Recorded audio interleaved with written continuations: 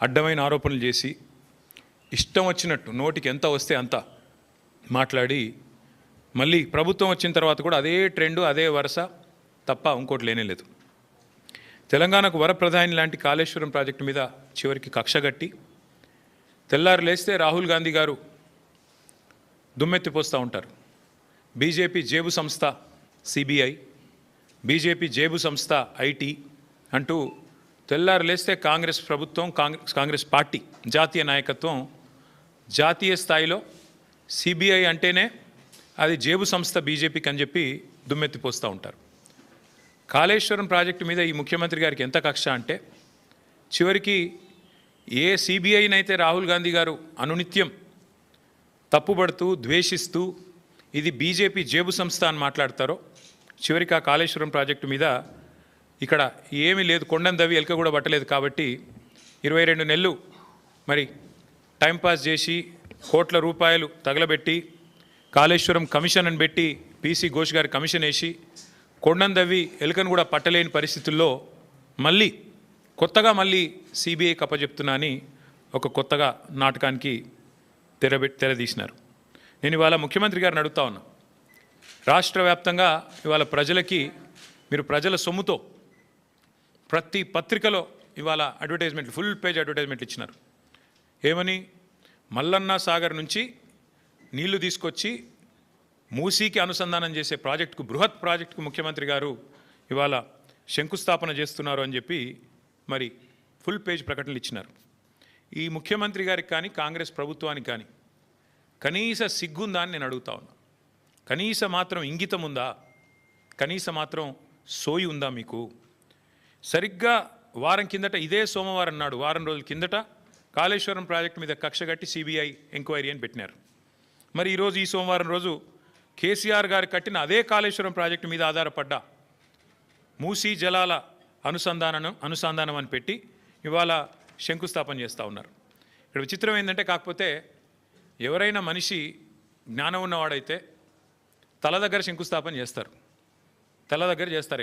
ఎక్కడైతే నీళ్లు ఉన్నాయో, ఎక్కడి నుంచి అయితే నీళ్లు తేవాలనుకుంటున్నారో అక్కడ శంకుస్థాపన చేస్తారు. కేవలం తలా తోక లేని వాళ్ళే తోక దగ్గర చేస్తారు. ఎందుకంటే బాధ ఏముంది ఈయనకి? మల్లన్న సాగర్ దగ్గర పోయి శంకుస్థాపన చేస్తే ఏం చెప్పాలా? ఎదురుగా కళ్ళు దొబ్బినాయా, నీకు కనబడతలేవా, అవి కాళేశ్వరం నీళ్లు కాదా అని ప్రజలు అడుగుతారు, రైతులు అడుగుతారు. ఇవి కాళేశ్వరంలో వచ్చిన నీళ్లు కావా అని సోయినవాడు ఎవడైనా అడుగుతాడు, మీడియా అడుగుతుంది, అందరూ అడుగుతారు. సమాధానం చెప్పలేరు. ఎందుకంటే కాళేశ్వరం కొట్టుకపోయింది, కాళేశ్వరం ఇదైంది అదైంది అని దిక్కుమాలిన మాటలు మాట్లాడిందే మీరు. కాబట్టి ఏం చేయాలా? తలా తోక లేని సన్నాసులు చేసే పని ఏదైతే చేయాలో తోక దగ్గర చేస్తున్నాడు ప్రారంభోత్సవం. తల దగ్గర చేయకుండా, మల్లన్న సాగర్ దగ్గర కాకుండా తోక దగ్గర అంటే గండిపేట దగ్గర చేసే ప్రయత్నం చేస్తూ ఉన్నారు. ఎందుకు? మీ అబద్ధాలను కప్పిపుచ్చుకోవడానికి.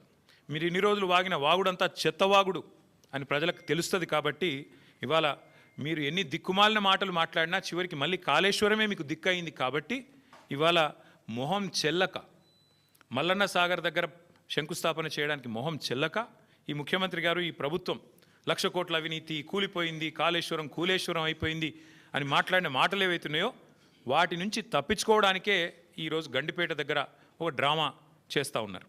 అంటే ఒకటి చెప్పకనే చెప్పినట్టు మాత్రం ఈ ప్రభుత్వం అయ్యింది. ఎన్ని రోజులు కాళేశ్వరం కూలేశ్వరం అయిపోయిందని వాగిన నోళ్ళే ఇవాళ అదే కాళేశ్వరం నీళ్లు తీసుకొచ్చి హైదరాబాద్ ప్రజలకు మేము గోదావరి నీళ్ళు అందిస్తామని చెప్తున్నారు. అంటే ముఖ్యమంత్రి కానీ ఈ ప్రభుత్వం కానీ చెప్పకనే చెప్పినట్టు అయ్యింది. కాళేశ్వరం మరి తెలంగాణకు కల్పతరువు, తెలంగాణకు కామధేనువు అని మొదటి నుంచి మేమేదైతే చెప్తున్నామో అది అక్షర సత్యం అని కాంగ్రెస్ ప్రభుత్వమే ఇలా ఒప్పుకున్నట్టు అయింది. అట్లాగే ఒక నెల రోజుల కింద అనుకుంటా మా భువనగిరి యాదాద్రి జిల్లా గంధమల్ల రిజర్వాయర్కి కూడా ముఖ్యమంత్రి గారు శంకుస్థాపన చేసి భారీ సినిమా డైలాగులు కొట్టినారు. అక్కడ కూడా నేను పూర్తి చేస్తాను అని. ఎక్కడికి వస్తున్నాయి? ఎక్కడి నుంచి వస్తున్నాయి గంధమల్లకు నీళ్లు? అదే కాళేశ్వరంలో అంతర్భాగమైన కొండపోచమ్మ సాగర్ నుంచే కదా దానికి కూడా నీళ్ళు వచ్చేది. ఇవాళ మల్లన్న సాగర్ నుంచి గండిపేటకు నీళ్లు తరలించి శంకుస్థాపనలు, ఆ రోజు కొండపోచమ్మ సాగర్ నుంచి గంధమల్లకు నీళ్లు తరలించడానికి శంకుస్థాపనలు, మరొక వైపు ఏమో కాళేశ్వరం మీద శాపనార్థాలు. ఇంతకంటే అరాచకమైన, ఇంతకంటే సిగ్గుమాలిన ప్రభుత్వం ఈ దేశంలో ఉన్నదా అని అనక తప్పడం లేదు.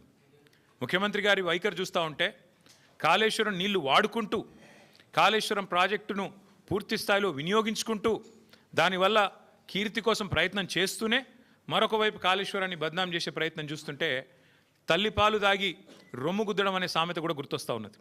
నిజంగా చెప్పాలి అంటే ఇవాళ మీరు